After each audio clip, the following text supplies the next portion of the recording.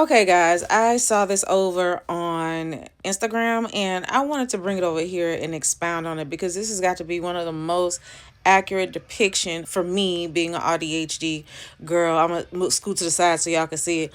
It says, hot take, neurodivergent people do get social cues. They just get confused by inauthentic social cues. Society is full of fake smiles and small talk that makes no sense. I can see your soul in your pain, boo. I can't, in good conscience, be comfortable as you tell me about the weather. Okay, so this legit happened. I am very empathic. I'm very highly sensitive. I pick up everything on everybody. And I remember being at this networking event where I ran into someone I knew. And I was like, hey, hun, how are you? And she put on the biggest, most beautiful smile. Like, beautiful smile. And was like, oh, all is well. And all I could see in her was such a deep ache, a deep pain. And I know I must have looked real crazy to her because I remember just staring at her while she was smiling. Because when you don't have a relationship with people, if any of you have spiritual gifts, let this be discernment 101. You have to discern whether you have a relationship with a person to really say, oh, boo boo, you lying to me right now. I didn't do that to her because the relationship wasn't there, but I could not go along with what was happening because all I saw was hurt. All I saw was pain. And me being a former church girl, I know what those fake smiles look like. I have seen enough women in ministry to know what this smile looks like. I've seen enough women in marriages to know what this smile looks like. She's a beautiful girl, and the smile was gorgeous. I just could see the pain, and I was just like, okay. And then, I walked off, got myself a glass of champagne. And this is like no one isolated event. You got to know how many times I see stuff like that. I go to a lot of networking events. I meet a lot of people, and you'd be surprised just how many people will smile when they're hurting. Like they're hurting bad. So with that being said, the social cues that I wasn't always able to pick up is not understanding when people wasn't following what I was saying. Because me being ADHD, you talk about a subject, chances are I have deep dived into this subject and I know everything about it. I have YouTubed, I have Googled, I have ChatGPT, I have spoken to professionals, I have read about it because my mind is built for mastery. Me being both autistic and ADHD, when I get into something, I get into something. There's the ADHD side of me that want to know and is excited about the content. But then there's the autistic side of me that demands mastery, that demands excellence. So when you put those two things together, I learned like the speed of light. And so I never knew when people were not following what I said. And first of all, it hurt me because any of you neurodivergent people out there, we could be thinking we your bestie when you could be thinking, no, sis, I don't know you. We're thinking we're building genuine relationships because we're bringing our whole selves to the table. And we just really did not get for a very long time. I know I didn't. That people were just fake. They were fake. That's the norm. They don't just open up to people. That's just normal life. That's how normies behave. They ask how you doing, but they don't really want to know the answer. And I'm like, you just can't figure out something else to say? Why say, how are you doing? Why ask a question that you don't want the answer to? That is one of the craziest things to me in the world. Like, don't ask me that question if you don't want to know. All right?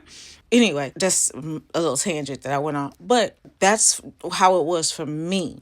I know when we're being sarcastic. Sarcasm is one of my favorite forms of humor. I love dry humor. I love things like that. I'm emotionally intelligent. I know when, someone's straight up being sad or not. What I don't know is if you're sitting over there quiet and you're paying attention to me and you're nodding and you're smiling, I think you're interested in this conversation. Because if you're not, just say you're not. So we both can move on with our life. Why fake it? And that actually has made me way more self-conscious when I talk to people than I have ever been in my entire life. I almost consider it as a form of skill regression that can come with unmasking, but that's not necessarily the definition. But something that I used to be so confident in doing, I struggle with now because I don't know what people are thinking and I don't know what they're feeling. And I thought I did. I thought a smile meant they were interested. I thought people listening to me meant that they were interested and they loved me, until I realized they would take the information and gossip about me behind it or talk about me about it. You know what I'm saying?